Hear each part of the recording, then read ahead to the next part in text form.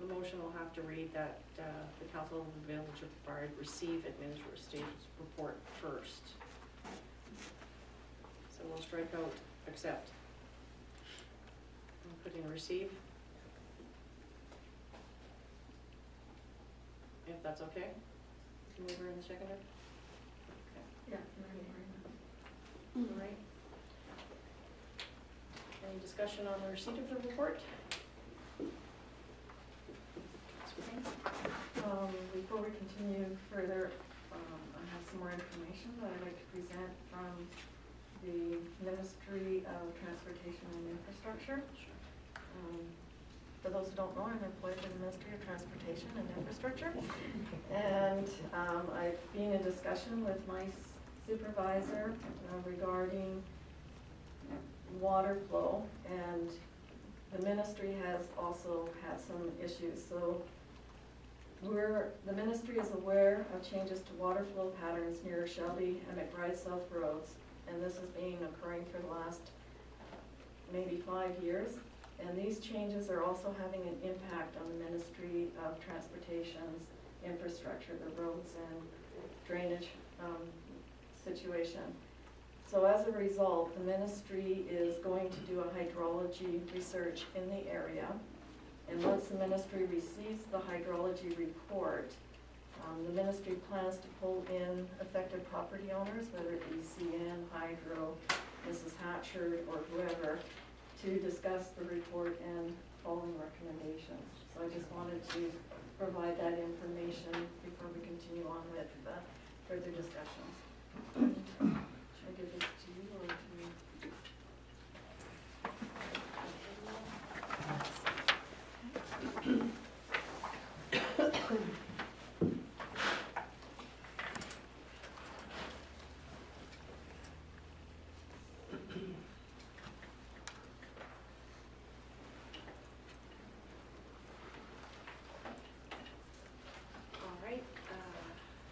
Still on the motion to receive the administration's report.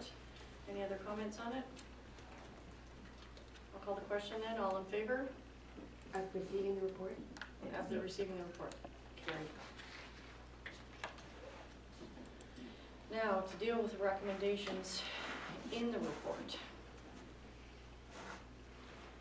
I'll make a motion that,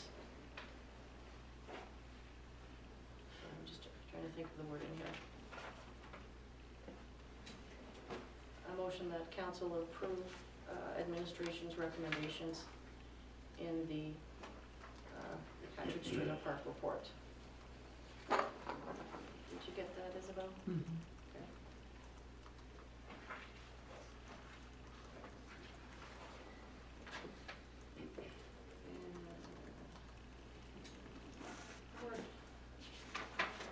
And I can move that one. Seconder? I'll second that. Discussion. Councillor Thompson. I appreciated the depth of the report that was received from administration on this. And I learned several things. With regard to number one, the sloughing of Shelby Creek, I'm wondering whether the additional information provided by Councillor Green will change that discussion somewhat. And therefore, I would want to not jump to a solution or a conclusion at that point until we have that additional information. I know that the issue of the sewer line has been one that's been going on for, well, now I even know the date. The documents that were provided from 1979 clearly indicates that in 1979 an agreement was entered into. I'm looking at page 69 of the council report, where the bottom paragraph it says, thirdly, to construct the works, which was a sewer line to the grantors, the Hatcher trailer, or existing sewer system now in the lane. I was hoping to find, and hopefully you'll still be able to get the BC Hydro drawing from 2012-301, which shows us how that BC Hydro site was connected to the existing sewer system now in the lane. I still, and now believe even more, that that there was an existing two-system or two-line sewer system that was put in by the contractor, and BC Hydro connected to that so that they could connect to the infrastructure on Columbia Road. Is it Columbia? On Columbia. So that should clear up some of the discussion about the sewer line. I know that when we met as a previous group, sorry you guys weren't here, we met with Troy Hatchard on a number of occasions, one of them being on March 29th, 2016, where she brought forward her concerns about several things, those listed in the letter, where we agreed already to reverse the garbage fees. We also made a preliminary offer with regard to one of the half properties for the utility fees. And that's not included, or that's in this report. I also am not sure, I know it says the administration has taken council's recommendations when developing the 2007 bylaw, and I'm questioning how wording in the new bylaw for vacant lots, how that applies and will impact mobile home pads or parks. So I still have a lot of questions with regard to bringing this to a conclusion today. I would like to see the map to see how the sewer was attached to the existing sewer. I'd like to know how the new fees and services will impact mobile home parks in the future for vacant pads, because they're different than anywhere else in the community. And yeah, I think those are the two main issues. So I'm not sure that I'm ready without additional information to make a decision on the recommendations. Councilor Edwards. I think I want a point of information. I feel like I've wandered into that swamp because what is the motion on the table? The motion right now is to receive administration's report. No. Oh, sorry, we already did that. So, that council approves the recommendations in the report. All the recommendations? Mm-hmm. Oh, I thought we were doing this one on page 48.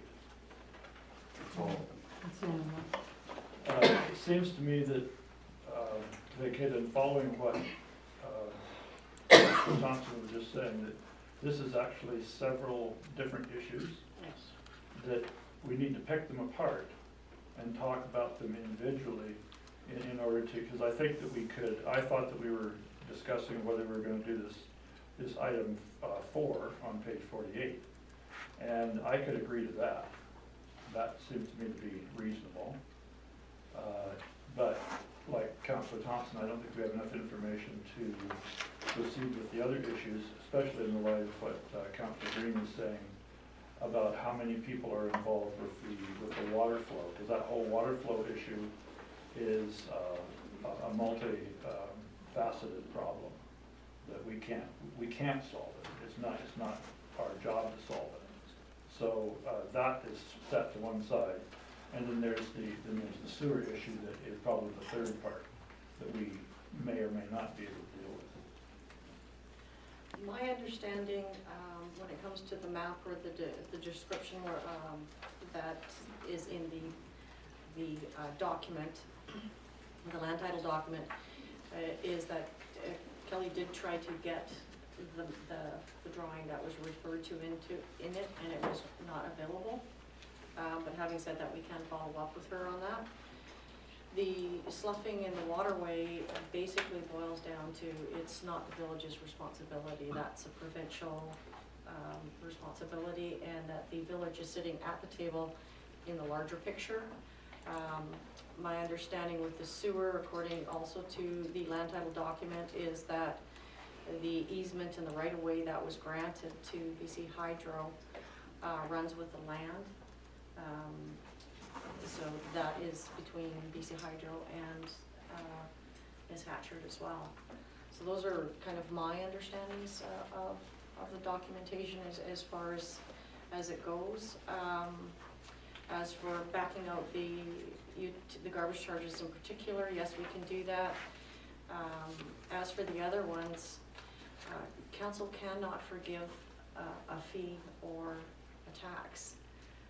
So if the bylaw says that once a connection is made, whether it be on a regular piece of vacant land or where a house has been removed, if there is a connection there, then you are responsible for those utility bills. That's my understanding of the bylaw and how that applies even in the trailer court.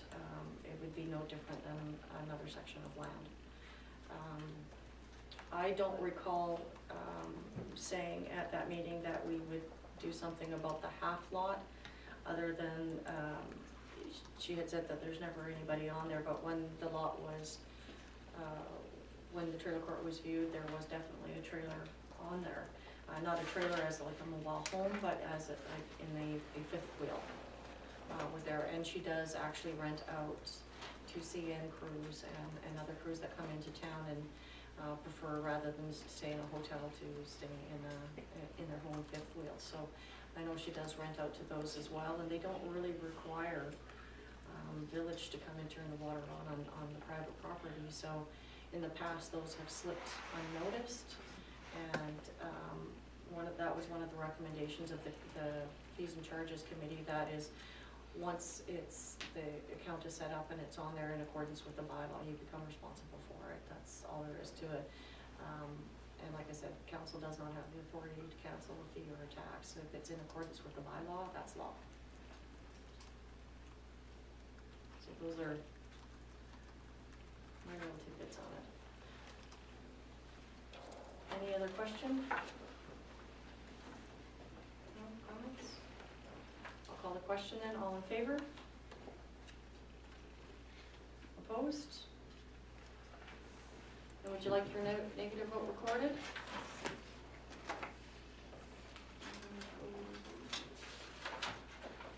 Except for myself.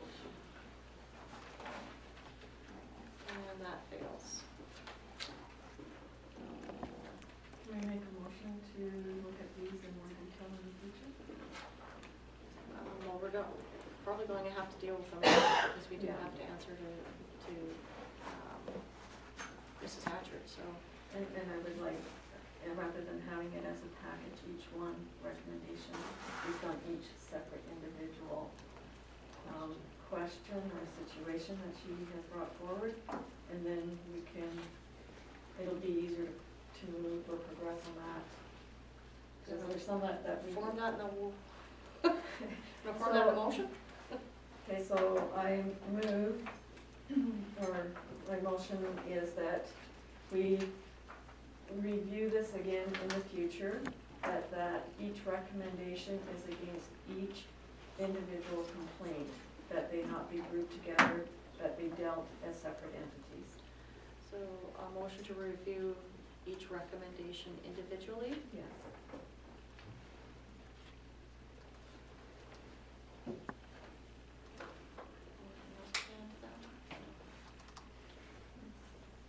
No, we're all in agreement. I'll cover that. Any discussion on that motion, gentlemen? No? Call the question then, all in favor? Who was the I'm second one? opposed. I was. Councilor Ruby was. Martin, and that one carries.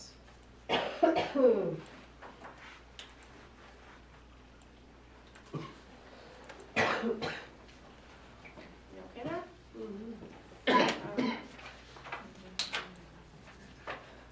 So the next item on the agenda is the McBride Community Foundation Granting Committee. We have a vacant position on the, for a member of the public at large. We've had Donna Hickerty, she's come to several of the meetings now to see how things operate and has put her name forward. So I am going to appoint Donna Hickerty to the Community Foundation Committee, as it is a standing committee, and in accordance with the terms of reference of that committee, the mayor appoints to that committee, so it doesn't require a resolution of council or a vote. So that'll be Donna Hickerty coming in on that one, which is great. And next one is reconsider of appointment by council resolution. I have, I decided to bring the appointment to the regional district of the Fraser Fort George back to the table using my mayoral power. The reason for this is because, like I'd said at the original meeting, that's one of the reasons is that's where all the mayors go. Since I've not been on that committee, on the board, I've not been able to even so much as speak with Jeanette Townsend or Lynn Hall as to progress along our corridor, and that is something that I very much like to do. So I would like council to reconsider, knowing all the facts that it is typically the mayor that does go to the regional district meetings, and no offense is meant to Councillor Thompson. But I really wanted to be on that committee because I believe that's where the mayor should be. So I am bringing it back to the table and requesting that you reconsider your vote and appoint me to the regional district of Fraser Fort George. And then that would also, if it's successful, require to look at whether or not the alternate has to be changed or not.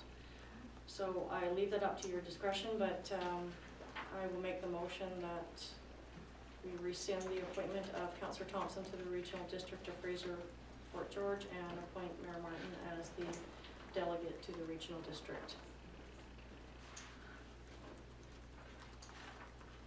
Any seconder on that?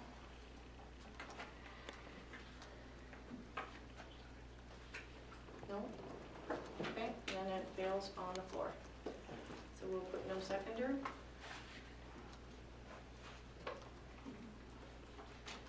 And the next one is the Robson Valley Recreation Center Executive Committee. It was brought to my attention that it was Councillor Thompson that put forward nominations to that committee. The problem with it is Councillor Thompson has a contract for the community hall, which is overseen by that committee. So he would therefore be in conflict. And so I decided to bring it back to the table and do the nominations and do it properly. So we'll have to rescind those nominations. Does that mean that Mr. Thompson doesn't get to vote as well?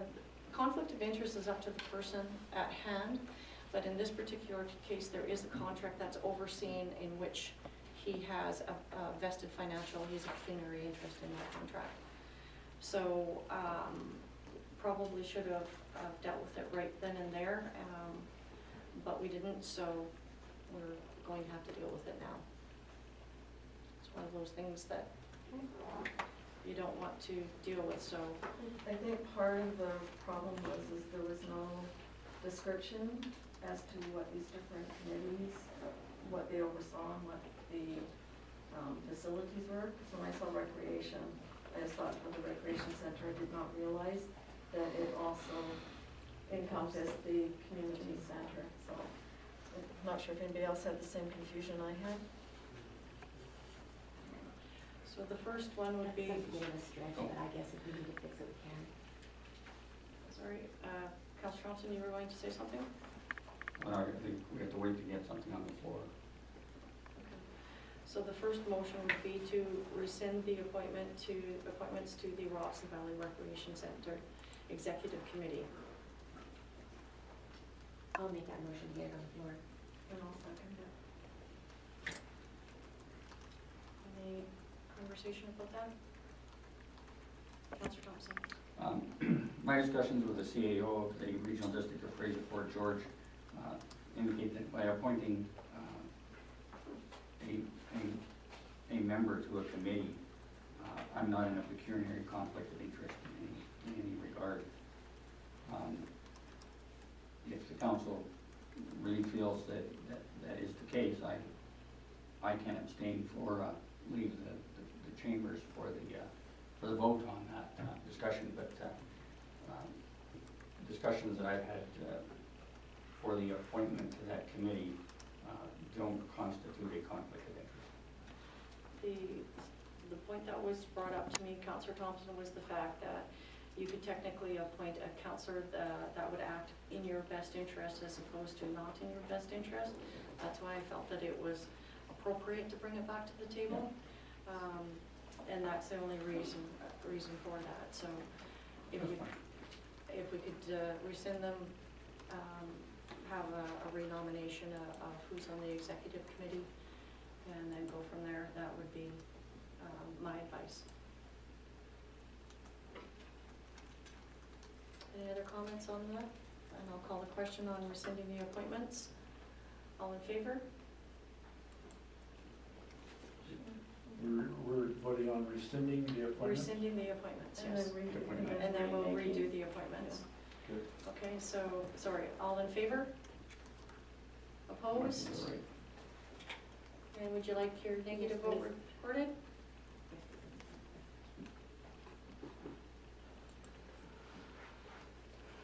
And then we'll have to do nominations to the Robson Valley Recreation Committee. Councillor Green? Since there is a And you want perceived to? conflict of interest, I will excuse myself from the discussion. Okay, so at 8:12. Thank you, Councillor Thompson. So a nomination to the Robson Valley Recreation Center Executive Committee. Okay, I nominate Harold Edwards. Do you accept that nomination? Yes. Okay. Any other nominations?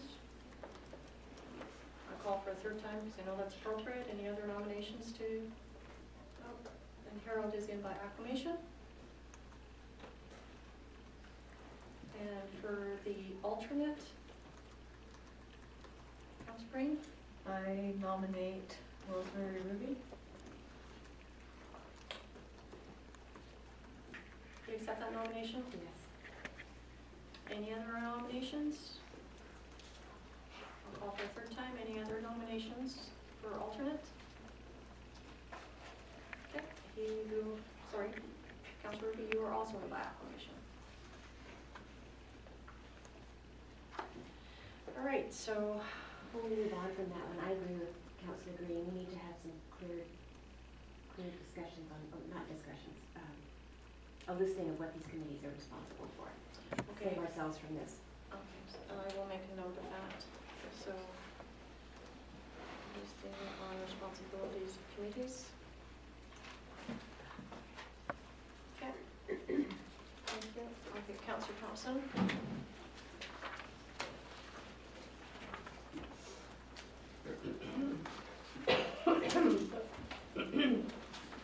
All right. Council reports. Starting on page 76. I guess next time it's your guys' turn. Well, actually, I did one, I just hadn't submitted it because I didn't. Okay, well, we will, Of course, it better be in the lead agenda item. all right, so, Councillor Thompson, you're first up on the list on reports for My this re- period. My report is located on page 676 and 77. Reading just briefly, highlight a couple of things. The youth committee is now working with the Child and Youth Mental Health Collaborative. The two groups have similar goals and objectives, and we think that by combining the two, we'll have more people and get more stuff done. That's fine. I've listed some stuff from the Regional District of Fraser Fort George meeting there. March 16th, highlighting some of the things that were unique to our area. I guess one that is even more important today was that it was approved a letter be sent to the Village of Valemont supporting boundary expansions for the Valemont Glacier Destination Resort project. And that project, of course, received,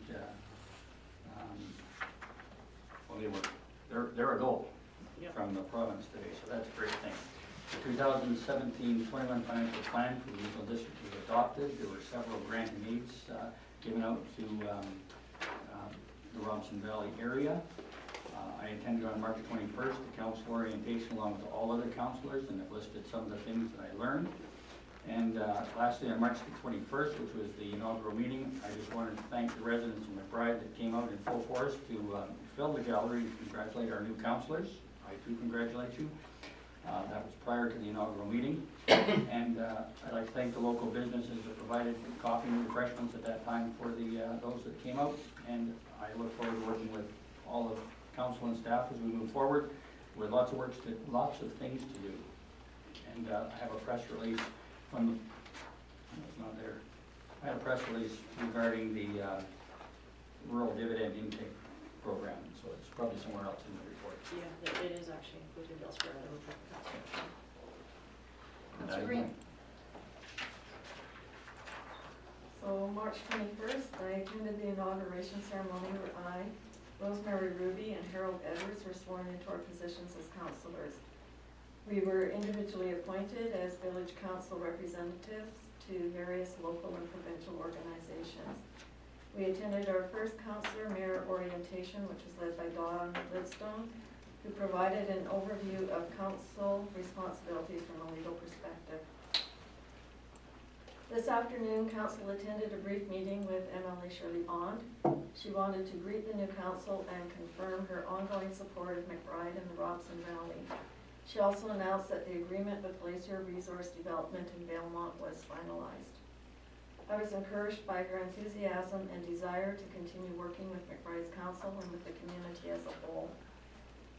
Numerous times I invaded Isabel Hadford's office seeking advice on how to approach various issues. I am thankful to our advisor for her patience in answering our questions. Yeah. Isabel? Any other councillors? Okay, we'll expect one next time. I also did a report. I submitted it late. I emailed it to the CAO saying I will submit this late and put it on tonight's agenda. But she's not here and nobody has access to her email, so I will have to do a double duty report next time as well. Administration has their report on page 78 of your agenda package. And she also has on page 79 upcoming grants, and it includes a recommendation for council. That council familiarize themselves with the granting cycle and the granting opportunities currently available to the Village of McBride, and to please contact the CAO in writing to arrange a brief meeting with the grant writer if you have any questions on those grants. So this will be part and parcel. It does have your rural dividend in there, Councillor Thompson. I see that. And it will also become part of our strategic planning session. So one of the things though I did want to, I think that's on the next one, just hold on a second here. Oh yes, the next one, if there's no comments on those, just keep them handy, you're going to need them, is the Clean Water and Wastewater Fund. And I'm happy to announce that we did receive that grant. A total of $285,540 for our water intake project. I believe 114,000 of it comes from the province and the remainder comes from federal funding. So that's nice. That's been a project that we've been trying to get for quite a while. So it's good to see that one go ahead. So good job to staff on doing it on that one. After that, we have the revenues and expenditures report to March 28th, 2017. Maybe we can see where we stand financially on things. And then we have, Is this, Councilor Rudy? is this actually just January, February? Or This, considering for the end of March? I actually was away, and I'm not the one who actually did this report, but I would say if they've got it to March 20th, they would have done it to date to March 28th. And then, Public Works will do their report on April 11th. So can I get a motion to receive the reports for information? So moved. Thank you, Councilor Thompson. Thank you, Councilor Ruby. All in favor? Carried. All right, so we've got no correspondence requiring action, and we have a little bit of information.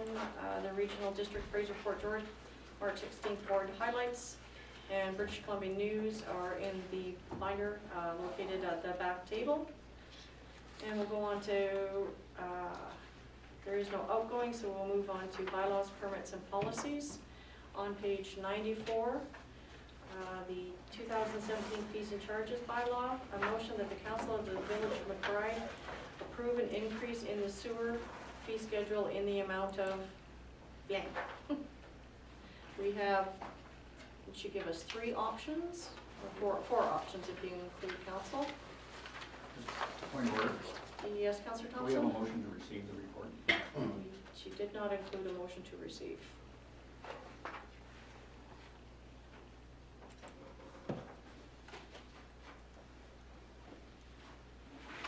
We will do that now. A motion to receive the report. So moved. Thank you. Seconder? Second. All in favor? Carried. We'll go back to our other motion that the council approve an increase in sewer in the amount of, and then she's got some options on there. So can I get a mover on that and a seconder so that we can get it on the floor for discussion?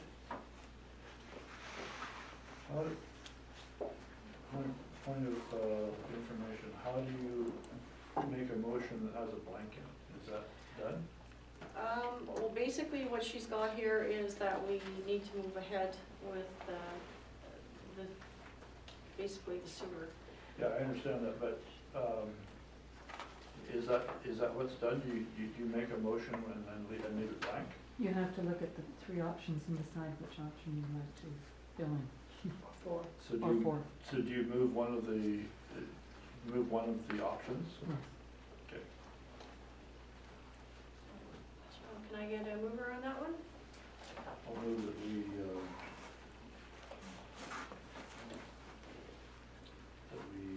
raise the, how's it worded? We approve an increase in the sewer fee schedule in the amount of, Amount to be determined.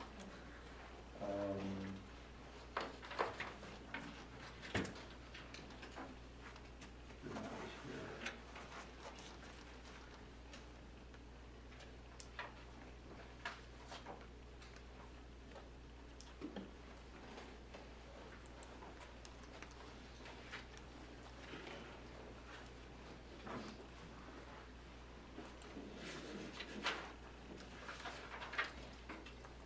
You want to pick one of the options? I'm just trying to think of how to say it.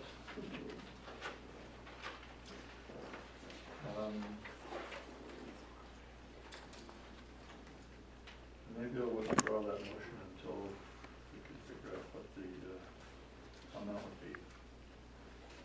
But I don't know how we can discuss it without having the motion on the floor. You can't, we have to have a motion on the floor in order to discuss. Yeah, you can always defeat it if that's what you want, or you can table or postpone it as well.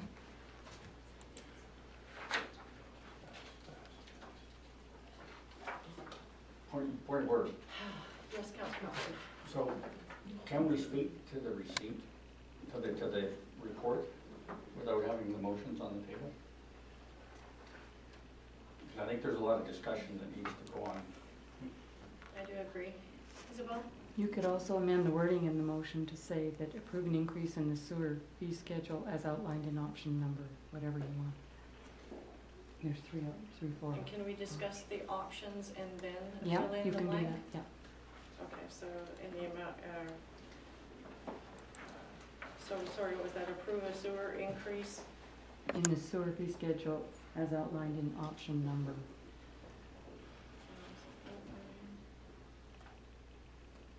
But doesn't that make us, You're on page 96. But if you want to discuss them first, that's fine. so we can't just discuss them under receipt of the report? Yeah.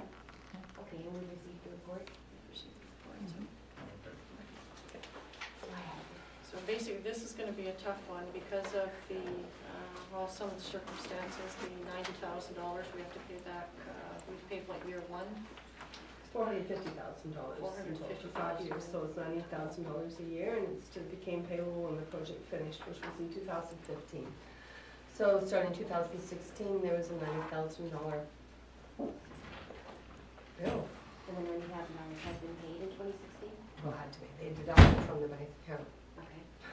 NDIT has that right. It comes out whether you want it or not. And also there was there's a Lagoon Road washout, which happened 2015 and basically was finished in 2016, which was an $82,000. That cost that wasn't accounted for. And so this is the problem that the interim CFO Ralph Gillis found, that these expenditures had to be accounted for. And that what happened was they came out of the general surplus, and they should be being taken care of by their own. So sewer takes care of sewer, water takes care of water, garbage takes care of garbage. Okay, but again, that has been paid in 2016, albeit from the wrong account. It came out of the general surplus, Okay. which is what we were trying to accomplish, to pay that back, plus to pay back, or plus to account for the balance of the $450,000, which would be $360,000. That's going to, for the next 4 years. That's going to come up. So the increase would be for the 5-year period. And then at the end of the 5 years, once our Then debt you has can- been paid, then we can reevaluate and reduce to the actual operating costs. So what I brought forward here was, the 2016 fees and charges was just for 1 year. So we want to eliminate having to do this every year. Most municipalities will put in a fees and bylaw charges for 3 years. But I've shown you the countdown, the structure for 5 years, saying that this is what we're going to need to pay back, to take care of the, What areas that were brought in before. Overall, it results in a 45% increase, no matter what one you look at. that's just strictly to the sewer. Just Yeah. strictly to the sewer.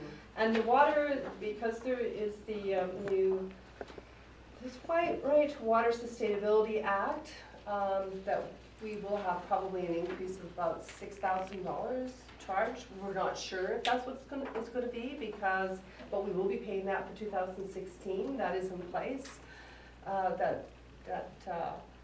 We will have to pay it. We just don't know how much, and we're estimating it at about $6,000. And that is, and so what we did there was we just brought the fees. They were, we didn't really change them. It was the single residence, we just brought them back up to what they were the year before, in 2015. Everything else basically stayed the same. So we are needing 151,000, or we need the 236,000 for 2017? Well, what we're doing is breaking the whole amount, which would be the 450 plus the 82 over a 5-year period. So the bottom line is what do we need for 2017 for sewer? What do we need for 2017 is, I have it in here. Okay. Basically is we're trying to make up 450, so if you want to break it down, 90, so you need 90,000 increase plus the 80, well, that's not true, it's 5 years, okay. We would need 90,000 per year Plus the 82 divided by 5, which is 5 years. another 63. So you're basically, we have no choice but to pay the 90,000 for the next 4 So you're looking at years. about 105,000 a year. And then recover the cost of Every the year, 82,000 over a 5-year period. Plus whatever the operating costs are. So I'm trying to get my head around what action are we asking for?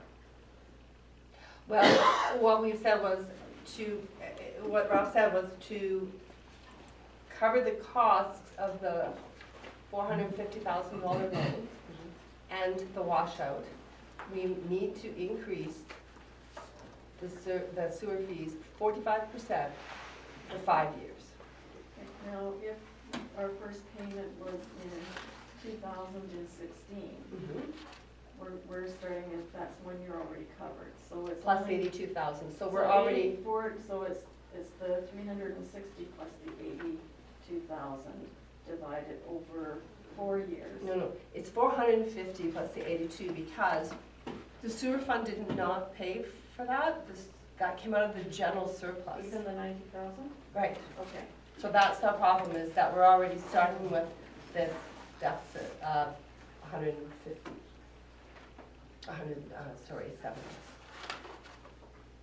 2,000. So yeah, so we have to recover the 450 from sewer funds and. And in the that- 82,000. Yeah, but we've already paid part of that, so we would pay 172. back 360 if they're, going forward, and then the 82,000 that we've already paid would be split up And the over 90. over a 4-year period. Well, okay, so it wasn't budgeted, neither of the 82,000 or the $90,000 that the loan that was due this year was budgeted for in the previous budgets.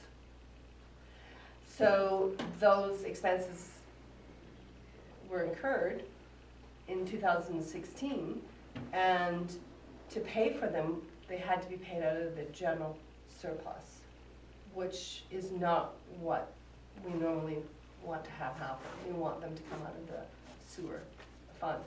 So now we need to pay back the general surplus, 172,000, plus we have to pay the 90,000 for the next 4 years, which is the 360. So for the next 5 years, that's what we're trying to do, is recoup that total cost of $450,000 plus the $82,000. So Does that So the previous year, 2015, 16, well, 15. not the 15, when the actual washout occurred, there was close to $200,000, I believe, spent on this.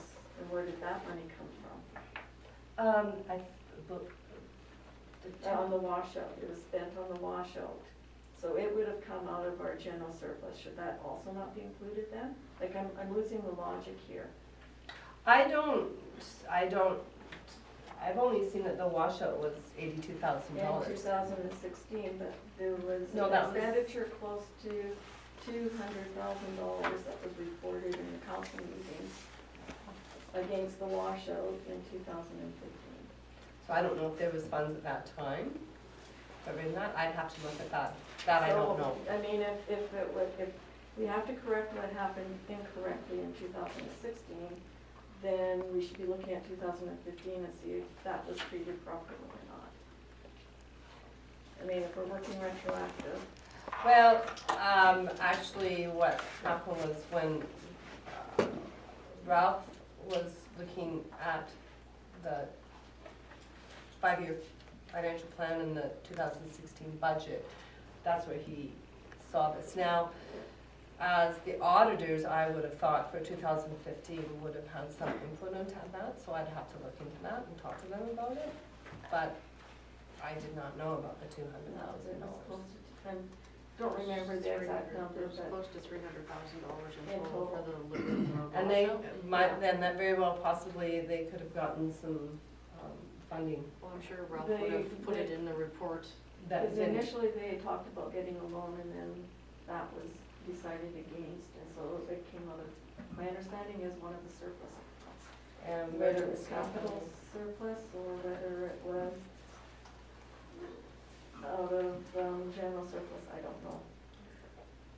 But I know that there was that expenditure and nobody seemed to know where that money came from. Unless, because I know the project itself didn't complete until, so unless they put that as part of the project cost, I'm not sure. Yeah, so anyhow. And that could be possible because I know the figures that I showed for the actual lagoon project didn't finish, it showed it being finished as of 2015, Yeah. like at the end of 2015. And that's why the NDIT did not start taking out any funds, because I believe it was supposed to be finished in 2014. That was the original plan. But it's, When I it looked really back. didn't finish till 2000. But they finished 2000, so that's why the first, our first payment came out in 2016. I'm not sure what the date was. So anyhow, it's just a question because nobody seems to know where the money came from. And I can find that out, and I don't know. That I don't know. I'm just trying to move forward Yeah. you know, it's not an easy call to make, but it's one that we have to move forward, and we try to get the language into the bylaw that it was more consistent with each category. I know there was a couple of things that we did want to bring up, but sorry. There was, let's see here, there's a couple, one of the, I noticed we were talking about this in page 116, C2. This is for the garbage services, so it says all applicants must complete and sign, and I noticed when I read this myself, I went, that's funny, I didn't have to sign anything to have my garbage picked up, but it's for bin usage. So we wanted to rechange the wording for that. All applicants for bin usage must complete and sign a works and service agreement with the village. And then, and since we're still on Schedule C, the commercial bin pickup, my understanding it was for the heavy users like grocery store, rec center, and schools maybe. No, it's for everybody. What happens is there are some commercial users that share a bin. So there may be 3 businesses that share a bin, and they will divide that cost amongst themselves. But then you also have the bin rental on top of that, so it's one or the other, it shouldn't be both. No, it's both. The bin rentals cost, those bins cost. Sorry, Clyde. When I asked last year what the commercial bin pickup was, I was told it was specifically the grocery stores, the rec center, the hospital, and the schools. That was what I was told. I can look into that, but as far as I know, it should be for all, because it's a special equipment. I mean, you can't just. Because the heavy ones got a higher rate, and then the 268 or 286 was for the lower users, and then everybody paid in rental if they utilized the bins, whether they were a heavy user or not. So that was my understanding after I sat down with the CAO and CFO and asked for clarification for this. And so unfortunately, a lot of the things I asked to be clarified for future bylaws so that Joe Blow from the public like me that went in could understand what it meant, and those changes never occurred. So I have just tons of comments in here, and the same 25 questions I had at the end of the process last year when the fees and services schedule went forward. Okay. So I think let's stick to the sewer Yeah, first and okay. resolve that issue before we go into the rest of the bylaw. Okay. Although I have to do something I've never done at a council meeting, I really need to take a bathroom break. Recess for 10 minutes? Okay, so I need a motion for that too. Yeah, motion to recess So for 10 can I minutes. get a motion to recess for 10 minutes? Also move. Okay,